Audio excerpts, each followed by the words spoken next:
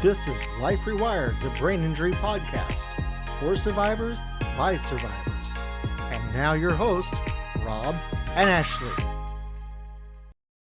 Hi, I'm Rob, and this is Life Rewired. Ashley is under the weather, so Ashley, I hope you get feeling better really soon. And if you're new to this program, please click that subscribe button and share this with someone that would like to hear this message. We're all TBI survivors or caregivers, and we're in this journey together. So let's help get this message out to everybody that we can that needs to hear this. So today on the program, I'm going to introduce you to Declan White, aka Duck. Mm-hmm. That's your Twitter name, right? That's my name on everything. It's been my nickname since I was born. Everywhere I go, so I just Oh really? Everyone calls me Duck, so I was like, I had a nickname that stuck for a long time, and I'm glad it's gone. But my grandfather, he always called me Rib. We have no idea why. And one day he calls my mom. He said, "What's Rib's name?" And she goes, "You've got to be kidding me, right?" No, I really want to know what Rib's name is. She goes, "I named him after you." Me and my dad do that pretty often with people that we know or people on TV. We'll come up with our own name that we like better for them, but it'll start sticking with us. So we'll be in a big group of people, and it's like, hey, there's one girl I call Ariel. I just call her Ariel because her name's like some other Disney princess name, and it's stuck. So people are like, wait, that's your name? And it's like, she's like, no, that's just what that's what I remember. Oh gosh, that's funny. Nicknames are hilarious, I'll tell you. They get funny after TBI. Yeah. So Declan, tell me, or do you prefer to be called Duck, or do you want me to call you Declan? Yeah, Duck. I'm more used to Duck. Duck works the best. Duck's well, easy we'll call too. you Duck then. Yep. I could easily remember that better than I can Declan anyway. Yeah, that's why. So Duck, tell us your story. I know that it was a tragedy, and you don't know what happened totally. So fill us in on that. Yeah. So from the start again, I was found on a side street unconscious in Toronto. I'm pretty sure I was found bleeding out of my left ear, but that just might be a detail I added. And I was in a multi-day coma. I was unresponsive. My glucose coma scale levels in the ambulance were fluctuating between 4 and 5. So I was like on the verge, if you know those medical terms. Yeah. 4-day induced coma. I had a subdural hematoma, which is a inner brain bleed. As well as my brain had a 3. I made a TikTok about this, so I know my brain had a 3 millimeter midline shift to the right. So It was shifted 3 millimeters to the right. I had a bunch of scabs cut off from the left side. And I was in IBM, which is like in the intensive care for a couple, I think like over a week, 2 weeks. And then when I was moved into ICU, a couple days after that, I was moved back into IBM. I was in the hospital a total of 23 days. Goodness. I couldn't speak when I woke up is a big one. They weren't sure if I was going to speak again. They weren't sure if I was going to wake up. Yeah. So that was not knowing, and then I could speak. And then I didn't know who my parents were, and I thought my dad was my doctor, and I called my mom my best friend once, which I find at least cute. Yeah. But it was all her for the first week awake again. So someone just found you on the side of the road, or no one saw what happened? Yep. Nope. Dead end street in Toronto, in Liberty Village area. Goodness. Yep. So they have no idea how long you've been laying there, or? I was found pretty quick, because if you didn't find me in the next couple hours, I would have not made it. It would have been too late to operate. Wow. So thank God he did save me. He probably just thought he might have thought I was some passed out kid, and that's why I want to find him. My whole family can show him. This is what you saved. Yeah. I'd love if I did that, if I just saw some passed out kid in Toronto and I called 911 and he found me 2 years later and told me this, it would change my life. Just hearing that I did that. So yeah, it's my big search. Yeah, I hope that you do find answers. It's hard enough having a TBI, but then not knowing how that happened. And with all of that, I had 4 fractures. 2 of them were hairline fractures, and I had 2 other coordinating skull fractures. Yeah. And then I also had a cerebral spinal fluid leak, so I had to have the lumbar drain up in the head and everything, as well as I developed some when I went to ICU. That's when I developed subarachnoid hemorrhaging, and something else got worse. Long medical words. And that's when they put me back into IBM. And then the recovery is a whole longer story, but So how that's the long were you story. in recovery for that? Still am. Yeah. Well, it's a Yeah, lifetime. It is a yeah, lifetime recovery. Yes. yeah. But Physically, it's I'm okay for a couple hours. I get headaches doing anything that's like if I work out for 2 minutes, I have a headache. Walking can give me mhm. headaches. Headaches, chronic headaches diagnosed. And now I'm at the 2.5 year point. They started telling me, okay, this is probably permanent. This is probably permanent. Yeah. Do you find that whenever it rains, your headaches escalate too? I haven't noticed that. I love the rain. I Really? love the rain. Yeah, I find it peaceful. I like sun and I like rain. I don't like clouds. It's just boring. Like Yeah. do something. I love hearing the rain, but every time it rains, cause see, whenever I had my migraine, my traumatic brain injury, it left me with a constant migraine that never goes away. Yeah. So then when it rains, it's like my migraine has a migraine. So it's Ooh, like it's a double down. yeah. Yeah, And on those days, it's hard. It's for me really it's more hard. just for me it's more just like anything spontaneous. I do have a constant headache. I also have tinnitus, but I think I've just adjusted to it. Like I've adjusted to the headache, Hmm. but it gets worse. Well, obviously, when I'm stressed out, it gets full temples, full everything all around. Hmm. Yeah. I Is that like to when? sing, and singing can do it, but if I'm singing properly, then it doesn't. But if I'm like then it gives me it hurts the jawbone. Pretty sure Hmm. you know all about that whole pain, like how they have to cut off your chewing muscle for the surgery. You have a really great voice too. I've been listening to some of your songs on TikTok. Yeah, those are all just like little freestyles I'm whipping together on the spot. I did have full 14 songs written, but then I had a guitarist at the time, and now I'm a solo artist. So now I'm writing a bunch of new songs that are really awesome. I can't wait to hear them. Yeah, they're gonna be great. They're pretty depressing, but they're pretty awesome. But it's healing though. Music, I do find music is healing and calming. It's my therapy. Even Yeah. when I got home, this is a great story. When I got home after my accident, I walked into my room and I saw my guitars, like the one you see there, and I got another one back there. I saw them on my walls. I'm like, I play guitar, and then I was like, yo, those guitars are sick. It's one of my. I don't remember a whole lot of specific things like memory and what happened, but I Oh remember yeah. that one. First day home, walking in and seeing my guitars glowing on the wall, I was like, and I picked it up right away. I couldn't pick that one up because it's over 5 pounds. Oh yeah. I had my skull cap removed for about 4 months. Gosh, that has to be hard. It really does. I was Um, the first 4 months were oddly enough better than yeah. what came after it. I was very happy go lucky, blah blah blah. But then as my memories came back, so did depression and all the things that I already dealt with before. Never mind Hmm. how speechless dealing with them now. Yeah. And many of us will say that the brain injury is the gift that keeps on giving, but it's not necessarily the gifts we want to get. Yeah, yeah. Yeah, There are because good things that come out of it. Though. That's what I'll there always say. there There are is good always. things. Yes. I don't know about how your um, daily moods are or anything like that, but for me, I have no filter. Yep. So Yep. what? I have a very mild one. It's there, but it's like for the really bad things that you really shouldn't say. I won't just blurt out. Yeah, Yeah, I have. it's Go like ahead. you I'm sorry. lose the opportunity to think of what you can think of what you're going to say before you say it, but even if you Hmm. think of what you're going to say before you say it, it's not much. A lot of times, I'm hearing it for the first time with everybody else. Yep. Yep. It's like sometimes I catch on that wasn't really a good thing to say, and a lot of times my wife will have to say, "You shouldn't say that." It's like on the bad days, all of us have good days and bad days. On the good days, you'll kind of be able to read the body language and read the room a bit. But if it's a Hmm. bad day and you just blurt something out, Oh yeah, you're never gonna catch it. yeah, someone will have to tell you, like you said, someone will have to nudge you. Oh yeah, somebody will point things out to me sometimes. Like a few days later, I'm like, I said that. I don't remember saying that. Yeah, yeah. No, I don't remember over half the things I say. Even singing, that's what singing makes singing such a hard challenge. Yeah. But I only really I kept going because I'll always keep going. If I'm doing something, I'll never give up. Naruto really inspired me as a kid. I'll never give up. That's my ninja way. That inspired me so much when I was like a bullied 6-year-old kid.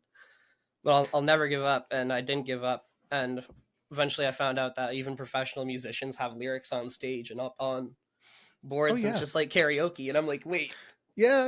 I have a chance? I still have a chance here? I can Oh memorize all that. yes. I thought they memorized all that. Oh, if we had to memorize things, we would be done for. Game over. Game Yeah. over. Even I got diagnosed after my brain injury with ADHD, but my psychiatrist thinks I had it my whole life. Around grade 8, grade 9, I started not being able to pay attention already, and I dropped out in grade 10. My Mm-hmm. memory, I had a good memory compared to now, but the memorizing Mm-hmm. is what's Yeah. hard. Is your comprehension, is that, have you found that that's degraded some since the accident? Definitely. I always wrote music, and I always wrote a lot, and I was a manager of a health and wellness department at a grocery store before my accident, Mm-hmm. and like I was always very sharp.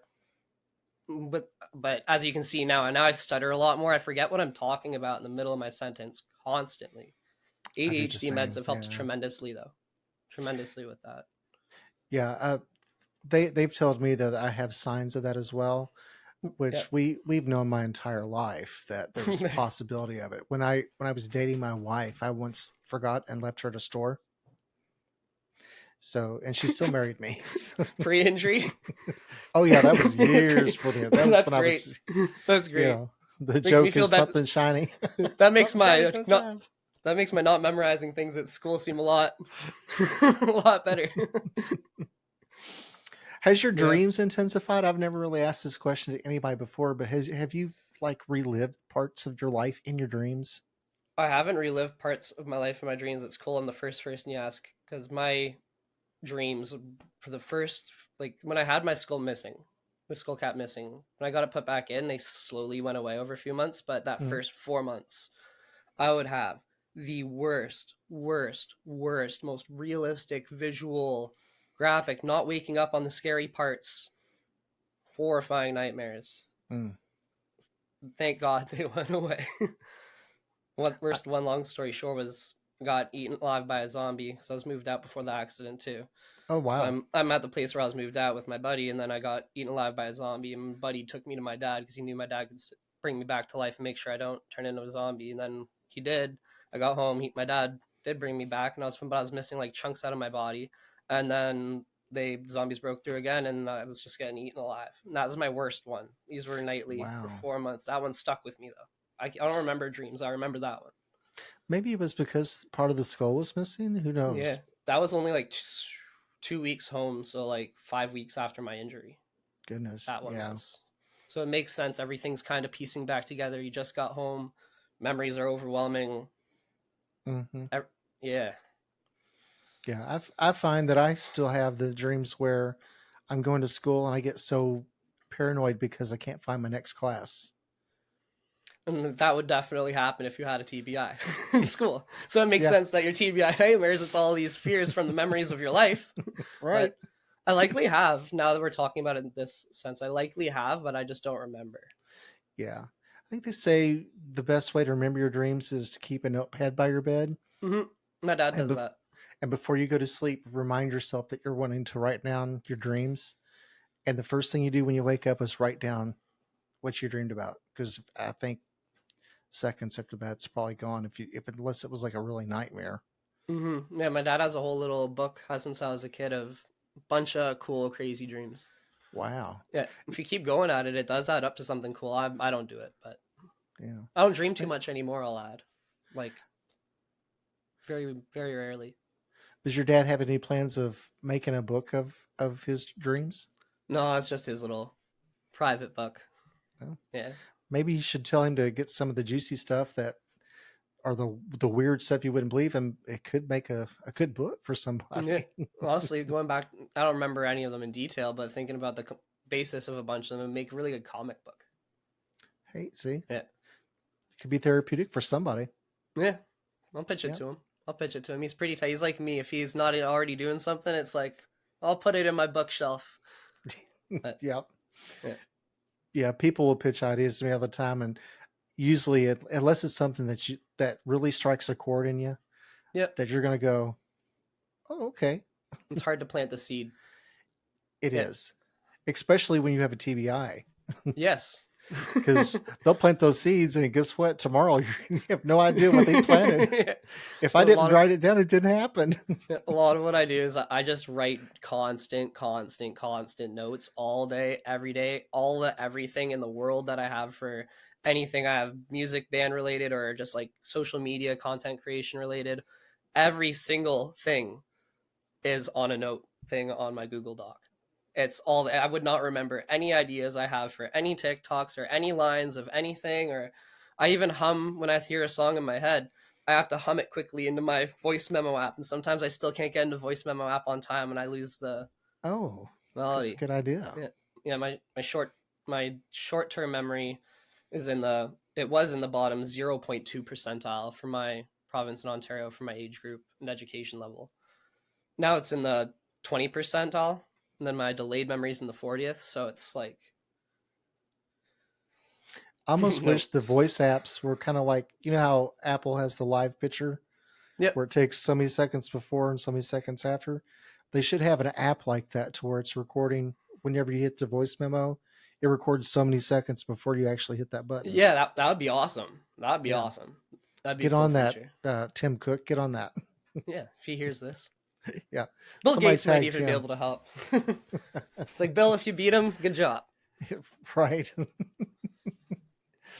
So let me ask you this: whenever you did finally come back home and you saw your guitars and you got so excited about that, when you first picked it up, did it take you a second, or did you just like, bam? It was just like all was there.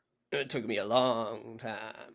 Yeah. Long time. I didn't even remember like the basic chords. Like I still use the bass. I always say it's a guitarist will know what I mean by this. I play guitar, but I only play the top 4 frets. I don't do all that stuff. At the start, the strumming was the hardest because it felt weird. I think Yeah. it's the pressure when half your skull's missing and it's still swollen and a bunch of fluid in it. When you strum a guitar and feel the vibrations, they felt almost gross, but Mm-hmm. not like really bad, just like almost gross. It almost And feels like your brain's dancing. yeah, and at this point, I wasn't diagnosed with ADHD. That was like a year and a half after my injury. Mm-hmm. So I'm like freshly brain injured, strumming the notes, and that felt weird. And then that was distracting me from focusing on anything. And then obviously the fingers at the top is already hard. It was a mess, but I kept going. I just picked it up and I just keep going. And I just kept going and I've going. never been able to play the guitar. I do have a piano, and I do play it now. Before my accident, I could only play in the key of B flat. After my accident, I'm able to play in three keys. That's awesome. That's awesome. Uh, Before my injury, I was an anxious, quiet singer, like really quiet. And after my brain injury, now when I go to karaoke, I'm doing Jailhouse Rock. I'm doing I Feel Good. I'm doing Dancing in the Moonlight, like the top loader version. I make it my own style. I'm doing like the loud, awesome stuff. And I still love the quieter music, like the Ed Sheeran stuff and all that, like Noah Khan, that like Stick Season song. I like a lot of those guys still, but after my brain injury, just I got one cheer on stage, one woo after the most demoralizing 2 years of my life. This was the start of last year, January last year, I think it and has to do with so that many filter being gone cheers. too. Oh, probably, Yeah. something to do with it. I have really bad anxiety. Like I'm on anxiety medication, so it was already hard. But one day I just went up and one table at this karaoke bar. They started going banging the table, quack, quack, quack, quack, quack, quack. And then they went louder and louder. I went up and looked at the mic all funny, like trying to make a joke, and I'm like, tapped it, I'm like, and they went like, ah! And it just hyped me up so much. And that was for Jailhouse Rock. And then I just boom, bam, crushed it. I wasn't even doing vocal warm ups at home or nothing at the time. Just all out and so many cheers throughout it. It felt so invigorating and so good. And that never had. I used to do open mics with the guitar and singing before the Yeah. injury. It's a challenge now. Now, does anybody ever record these for you? I do have karaoke recordings. They're on my private Instagram. I'm planning on using them for TikTok content eventually, like showing before and after. I don't have a whole lot of me That would be singing amazing. before though. Yeah, I have at least a dozen videos of me singing just songs that I wrote with half my skull removed still, or Wow. me just doing covers of songs like easier songs right after my injury. Been uploading those as well, so slowly but surely. I need to go to your Instagram and check that out because I can't. I'm not really great with Instagram. I'm still trying to figure it out. Yeah, I wasn't good with it before. that one's my private one, but you can follow me and all. Yeah. You can follow me. You get the privilege. Yeah. Oh, yeah. Yeah. When I made my new account for like making all this content instead of my personal account, I was like, a lot of my stuff on my personal account would be good content. So I'm It like would be private great content. yeah, so it's Yeah. like private. Nobody can see that yet unless you're following me and I follow you back. Yeah. But, Yeah. get those on TikTok. That'd be awesome. Yeah, no, a lot of them are great. Yeah. Singing's my big thing. Guitar is hard for me. I don't necessarily enjoy playing guitar too much. So much singing at the same time. I like to just be able to go.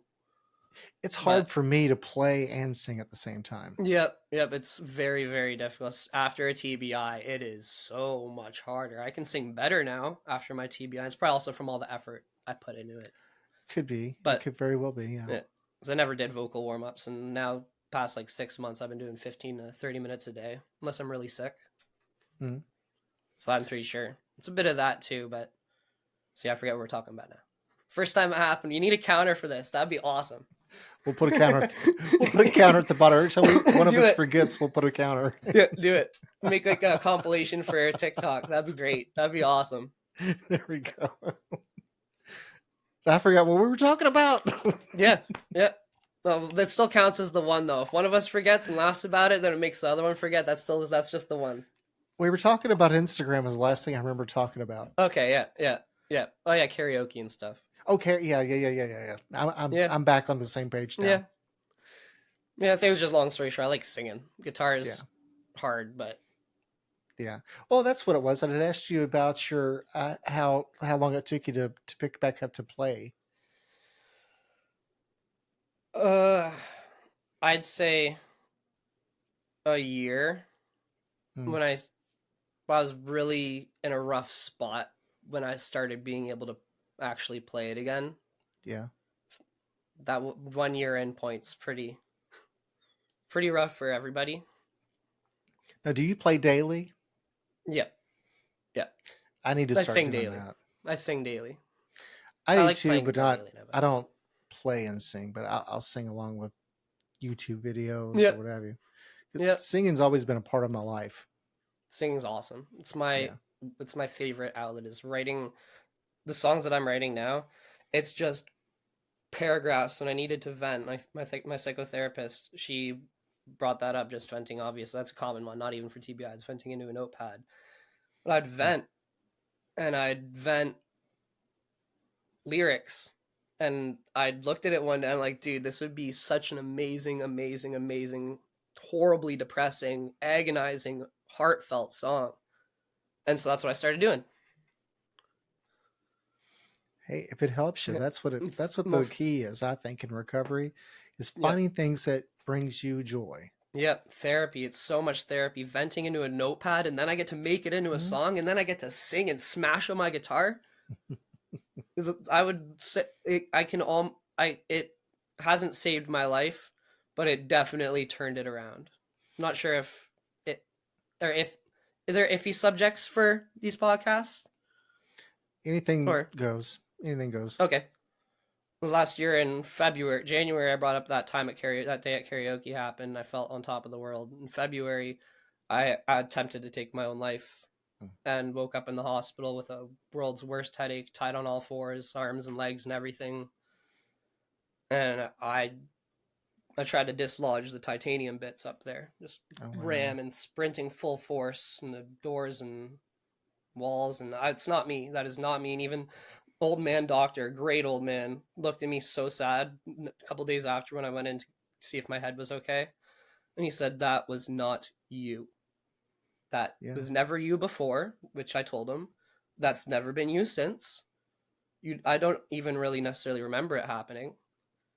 He said, that was not you. And it hasn't happened since. And I've only gotten so much better. And February is also the month I started psychotherapy. I'm so glad you got help. I really am. Yep.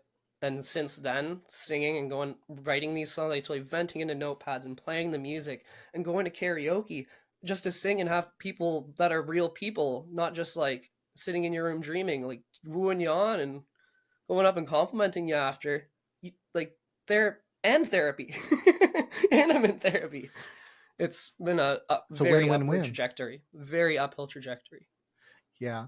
And I think if anybody that's got a brain injury has ever tries to tell you that they've never thought about taking their own life, they're probably lying to themselves. Yeah, unless they got that part of unless that's the specific part of their brain that got damaged, remove that potential Yeah. feeling. I don't even know if that's how This neurology is works, but this lady will be on my podcast in a few weeks. Her name is Laura Kimbrough.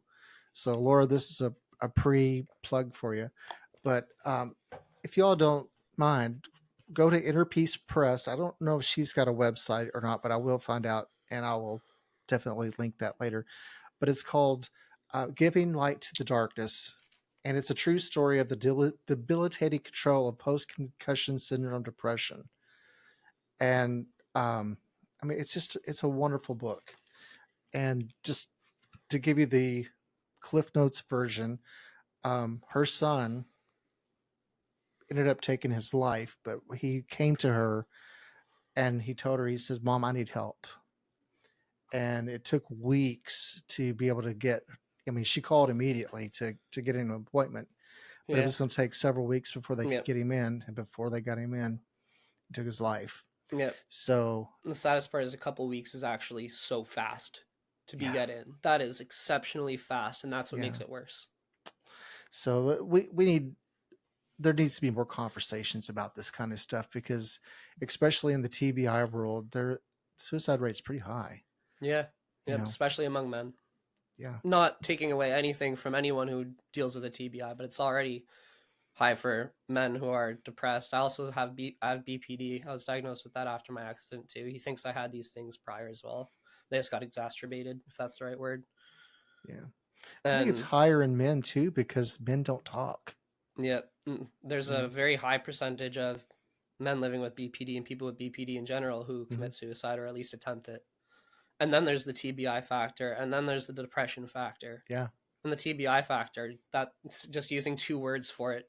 Doesn't that's two words to tell $5. yeah, yeah. So we need to do something about Yeah. that. There, I know that, you know, especially after COVID, our mental health has become really, I don't even know the word I'm trying to find, but the professionals, it's hard for them to get patients in on time, and Mm-hmm. there has to be a better way. There just has to be. Mm-hmm. Something I'm planning on doing is not like I'm doing anything all that great, but I'm for each song I'm going to be releasing 8 songs for my first album for my Manic Meltdown. Mm-hmm. And what I'm doing is for each different song for the whole 5, 6, 7 weeks that I promote each song, because I can't make money if I make a single dollar on my tax return at the end of the year. I get stripped from my disability. Yeah, I can get the Canadian pension plan, but right now I'm still getting my disability from my workplace. mm-hmm. So I'm redirecting every single dollar made from every single source, if I'm even able to, with my Spotify and TikTok. If I get like a bunch of views eventually, link all of that banking information to a different charity for each of the 8 song releases. Oh, that's awesome. Yeah, I'll drawing up making up some T-shirts like that big angry smiley face back there. I'm gonna hand paint a bunch of T-shirts of those, do up like 5 or 10 a week. All the money goes to charity. Sell those. Just try Well, to do that something. that Not is like amazing. not like it's much. If they try to say you can paint 5 shirts and the money went to charity, you're off disability, I'd be like, okay, find me a job where I can make 5 sure go in, paint 1 shirt, and go home after. Right? Yeah, find that information out, and once you do, I want to make sure people can support you with that because giving back is so important. Yep. Is so important. So I want Um, to. We were given the rest of our lives for a reason. I may be unable to work, but I don't want to be. I never wanted to be a nothing. I've always worried about being a nothing, and yeah, I've been a nothing. And I was after my brain injury, the biggest nothing in the world. After that whole year to second year, I was horrible, drinking and constant, just everything bad. And yeah.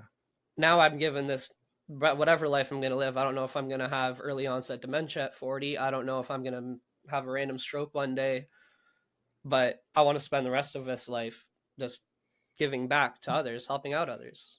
So I Yeah. can't make $1, but I like to make music. Y'all know what I can do? Yeah. You're making Exactly. a difference. That I love that. I Yeah. really love that.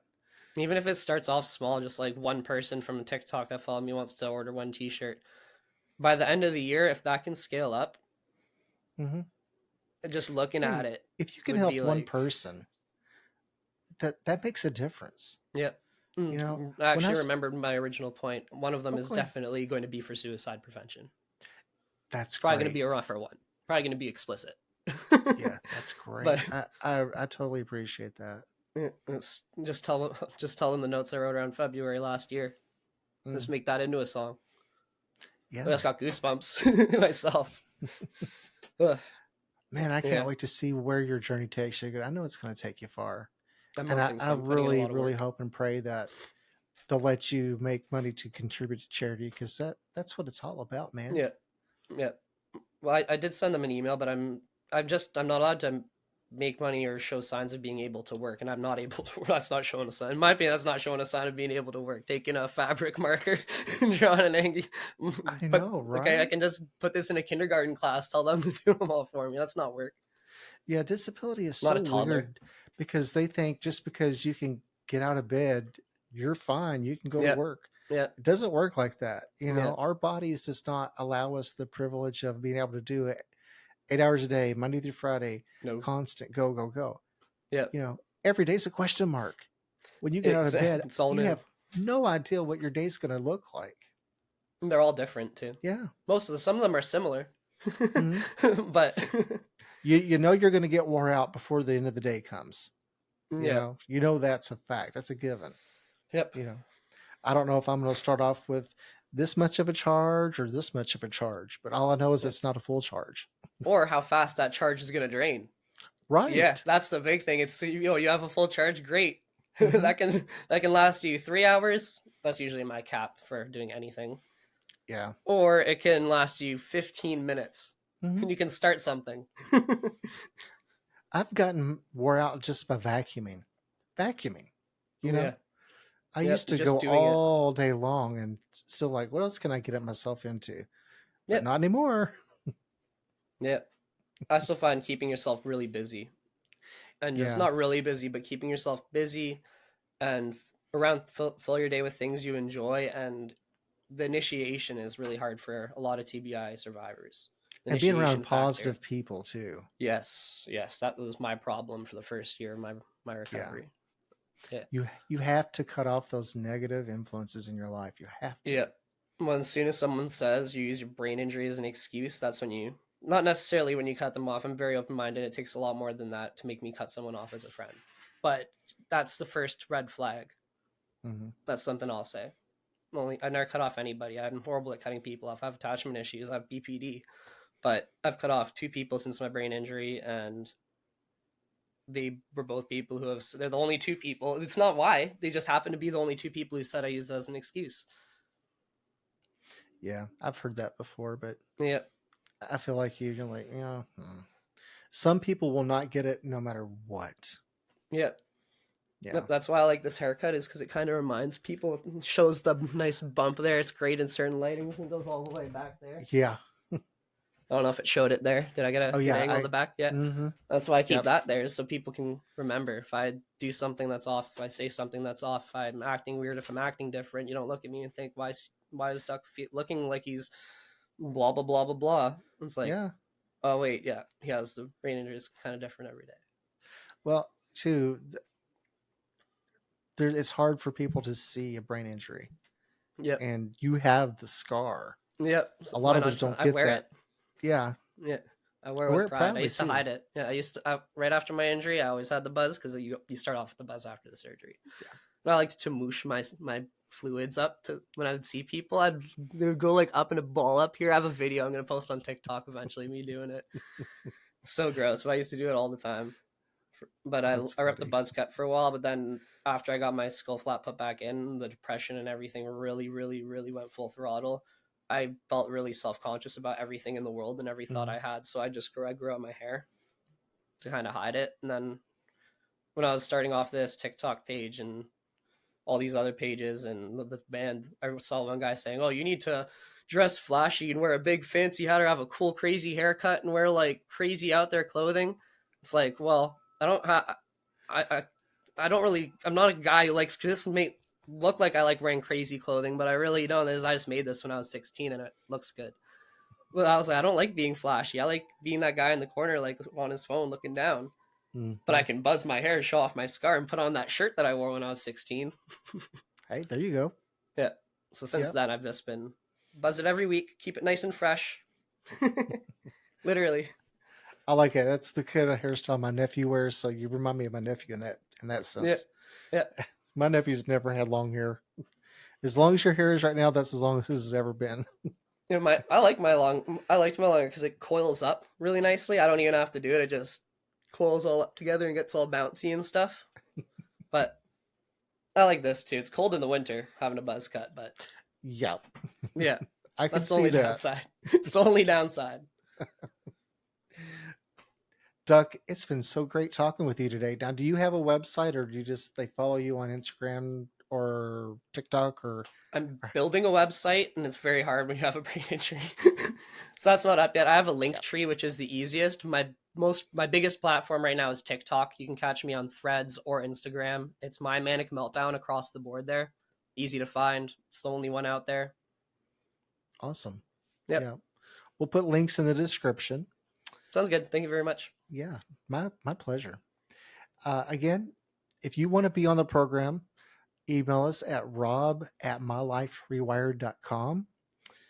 Visit myliferewired.com because that's where the book that I wrote is. You can purchase it there. Also, I'm included a new page for resources. So any of the past guests that I've had on that's got a book, a website, any kind of projects that they're working on, I'm putting links on there so you can also get to their projects and any resources that are useful to people with traumatic brain injuries. And then also we're having a section for past podcasts. So say, for example, you're looking for somebody that's got an aneurysm and you're thinking, well, is there any podcast about aneurysms? So you go into that search section and you can type in aneurysm. Anything we've ever done on aneurysms will come up. So still a work in progress, but make sure you check that out. It's always a work in progress. Yeah. Just keep banging it out. Keep going. Just keep going. Just keep as much as you can do. We should do a podcast called Work in Progress. Yeah. And it's just, that'd be all over the place too. People have ADHD and no brain injury. People who just have initiation issues. Yeah. I like that. Because at the end of the day, we're all a work in progress, whether you have a brain injury or not. Yep. It's just if you're doing it. Yeah. It's been so great talking with you today, Doug. Yep. Same goes. Awesome meeting you too. And you know that the door is always open. So anytime we have a topic you'd like to talk about, come back. Sounds like a plan. Also going to purchase your book on my next disability check. Oh, thank you. Thank you. Yep. I love your, one thing I'll add is I really love, you kind of wrote a transcript of it, that speech. You've gotten a lot of compliments on it. I saw in your comments at that thing. Awesome stuff. Oh, thank you. Yeah. You know what really resonated to me as well, and I'm not trying to turn this back into me, but I wanted the brain injury book to be about the brain injury, obviously, but also wanted it to help people heal through any traumas that they've ever had. And I got a text message from my sister-in-law, and she said, "This is the book I did not know I needed." Mm-hmm. Because so much of it correlates with, just because we have TBIs doesn't mean there aren't people there. No one necessarily, we don't know how each other feel every day.